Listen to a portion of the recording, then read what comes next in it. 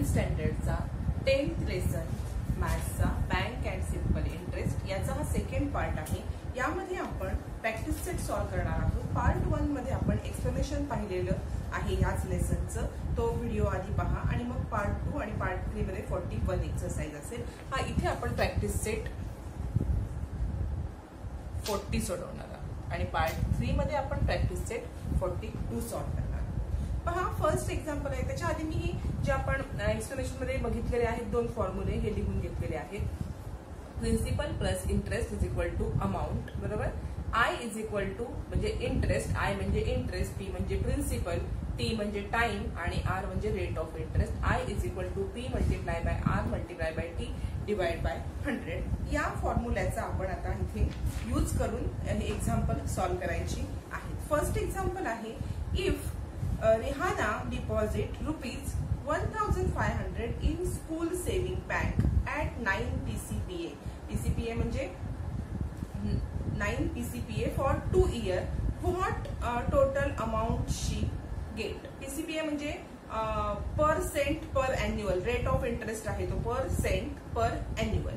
सगळ्यात पहिलं आपण काय करणार, इथे आपण लिहून घ्यायचं आहे की आपल्याला काय काय दिलेलं आहे आणि आपला हा फॉर्म्युला लिहून घ्यायचा आणि एकदम इझी वेने आपण सॉल्व्ह करायचं आहे। सगळ्यात पहिले आपण लिहून घेऊया फर्स्ट एक्झाम्पल। पहा आपण लिहून घेतलेलं आहे, पी म्हणजे आपला प्रिन्सिपल दिलेला आहे 1,500, rate of interest 9 PCPA, time किती 2 इयरचा, आपल्याला काय काढायचं आहे इंटरेस्ट काढायचा आहे, तसंच आपल्याला टोटल अमाऊंट सुद्धा काढायची आहे। जे दोन फॉर्म्युले आपण या साइडला लिहिले त्या दोन फॉर्म्युल्याचा यूज करूनच आपण हे सॉल्व्ह करणार आहोत। सगळ्यात पहिले आपण इंटरेस्ट काढूया। इंटरेस्ट साठी फॉर्म्युला काय आहे, I is equal to P multiply by R multiply by T divide by 100। P किती आहे 1,500 मल्टिप्लाय बाय आर आहे 9, टी आहे 2 डिवाइड बाय 100। आता काय करायचं आहे, एकदम सिंपल मेथड आहे की याचे 0 आपण कट करणार। 0 आपण हे घालवलेले आहेत। आता 15 multiply by 9 multiply by 2 is equal to answer आपलं येणार आहे 270।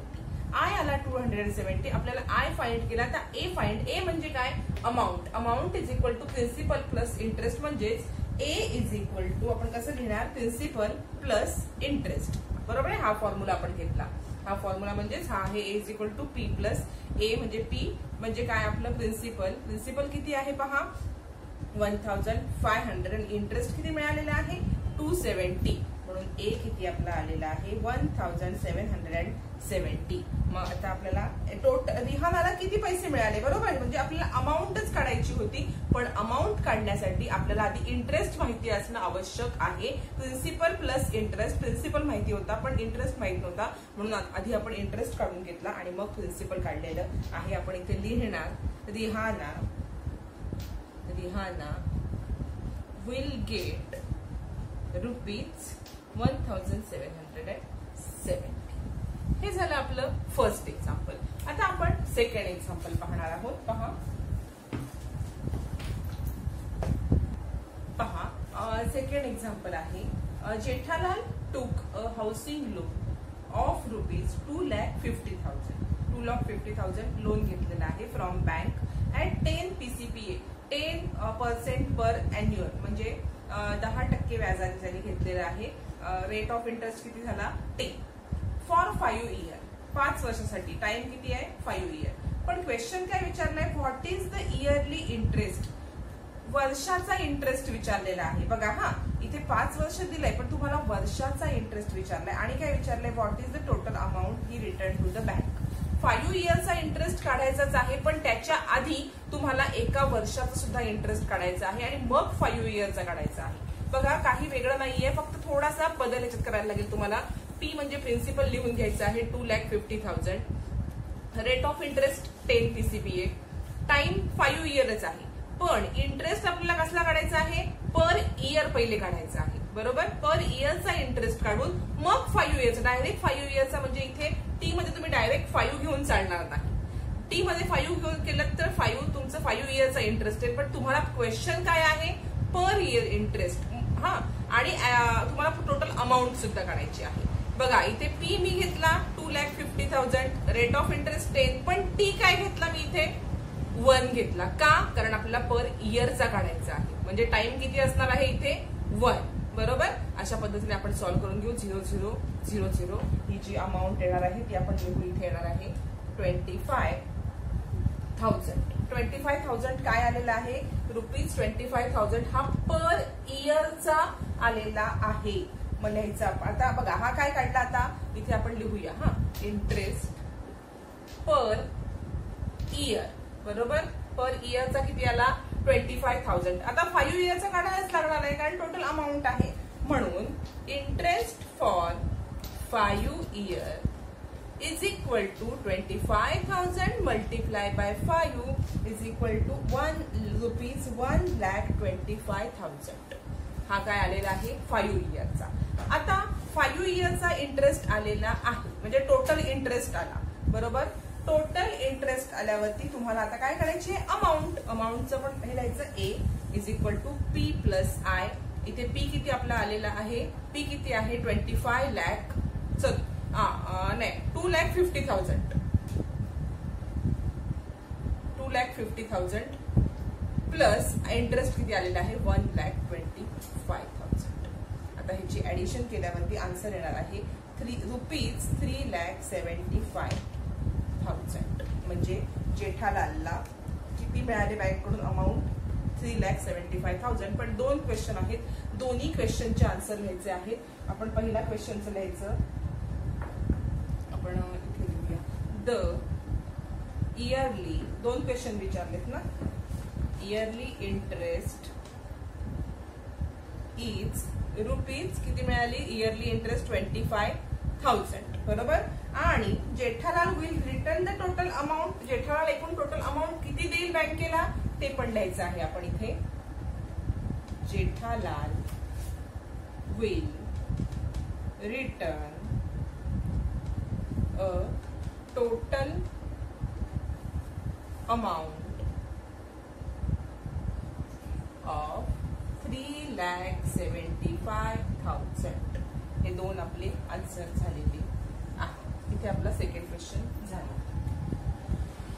आता आपण थर्ड एक्झाम्पल सॉल्व्ह करणार. थर्ड एक्झाम्पल पहा. Shrikant deposited rupees 85,000 for 2.5 years at 7 PCPA in a saving bank. त्याने डिपॉझिट केलेले आहेत 85,000 2.5 वर्षासाठी 7% या रेट ऑफ इंटरेस्ट 7 होता सेव्हिंग बँक मध्ये. What total interest will he receive at the end of the period. इथे फक्त तुम्हाला इंटरेस्ट त्याला किती मिळेल तेच विचारलेलं आहे. फक्त तुम्ही इंटरेस्ट काढायचा आहे. पहा काय करणार. सगळ्यात पहिलं प्रिन्सिपल किती 85,000 लिहून घेतलं. Rate of interest 7 PCPA. Time 2.5 hours आणि इंटरेस्ट काढायचा आहे. एवढंच आहे. फक्त एकच इंटरेस्टच काढायचा आहे. तुम्हाला अमाऊंट विचारले का नाही. I is equal to P multiply by R multiply by T divided by 100. P आहे 85,000 multiply by rate of interest 7 multiply by 2.5 year divided by 100. आता पहा हे एकदम इझी आहे. आपल्याला इथे 0 0 0 हे गेलेले आहे. आता आपण 850 multiply by 7 मल्टिप्लाय बाय आपण आता इथे करूया. हे आधी करून घेतलं आणि याला जर तुम्ही 2.5 म्हणजेच हे किती येणार आहे कम्प्लीट तुम्ही ह्या मिक्स फ्रॅक्शनचा ह्याच्यामध्ये केलात तर हे येणार आहे. किंवा तुम्ही 2.5 सुद्धा घेऊ शकता. 2.5 म्हणजे 2.5 आणि ह्या सगळ्याचं मल्टिप्लिकेशन केलं असता तुम्हाला आन्सर येणार आहे रुपीज 40,875 इंटरेस्ट आलेला आहे. आणि आन्सर आपण वर्ड मध्ये लिहायचं आहे. Shrikant will receive rupees 14,875 at the end of the period. हे झालं आपलं आन्सर. आता आपण फोर्थ बघूया क्वेश्चन. फोर्थ आहे पहा. The interest on rupees 500 for 4 years at a certain rate of interest is rupees 1,200 किंवा 1,200. What would be the interest on rupees 15,000 at the same rate of interest for the same period? म्हणजे पहा इथे तुम्हाला principal दिलेलं आहे बरोबर, principal दिलेलं आहे 5000 बरोबर, टाइम दिलेला आहे 4 इयर आणि तुम्हाला रेट ऑफ इंटरेस्ट विचारलेला आहे. रेट ऑफ इंटरेस्ट तुम्हाला काढायचा आहे आणि इंटरेस्ट दिलेला आहे तुम्हाला 1200 इंटरेस्ट दिलेला आहे. पहा म्हणजे तुम्हाला काय सांगितलेलं आहे की 5000 रुपये 4 वर्षासाठी बँकेत ठेवले असता 1200 रुपये इंटरेस्ट मिळतो. तर रेट ऑफ इंटरेस्ट किती, उलट विचारले, काहीही हरकत नाहीये, आपण लिहून घ्यायचं. आणि पुढे पण एक क्वेश्चन विचारलेला आहे की 15000 या ह्याच्या प्रिन्सिपल वरती तुम्हाला किती रेट ऑफ इंटरेस्ट मिळेल. तर आधी एक प्रश्न सॉल्व्ह करून घेऊया. फर्स्ट क्वेश्चन सॉल्व्ह करायचा आहे. P is equal to 500 rate of interest तुम्हाला विचारलेला आहे. T is equal to 4 year, time 4 year आहे आणि इंटरेस्ट किती मिळालेला आहे 1200 रुपये. आपण फॉर्म्युला लिहून घेतलेला आहे. I is equal to P multiply by R multiply by I is divide by 100. आता बघा प्रिन्सिपल इंटरेस्ट माहिती आहे, प्रिन्सिपल लिहिला, rate of interest R 4 divide by 100. आता पुढे आपण सॉल्व्ह करायला घेणार आहोत. बघा आपल्याला रेट ऑफ इंटरेस्ट काढायचा आहे, त्याच्यासाठी आपण हे आधी पहिले बरोबर, म्हणजे इथे येणार 1200 50 multiply by 4 multiply by R. आता पहा R इकडे याचा मल्टिप्लिकेशन करून घेऊ आधी आपण. 50 multiply by 4 200 multiply by R. 200 इकडे मल्टिप्लाय आहे, तिकडे आल्यावरती काय होतील, इथे आल्यावरती होतील डिवाइड. म्हणजे R किती आलेला आहे तुमचा, R आलेला आहे किती, तर R आलेला आहे 6. 1200ला 200 ने हे केल्यावरती डिवाइड केल्यावरती R इज इक्वल टू किती येणार आहे तुमचा 6 बरोबर. आता इथे R 6 आलेला आहे आणि तुम्हाला काढायला काय सांगितलेलं आहे, आता तुम्हाला 15,000 वरती किती इंटरेस्ट मिळेल. इथे प्रिन्सिपल चेंज होणार आहे फक्त आपलं, आणि तसंच सेम आपण पुढे सॉल्व्ह करणार आहोत. पहा आता आपल्याला काय सांगितलेलं आहे नेक्स्ट ह्याच्यामध्ये की तुम्हाला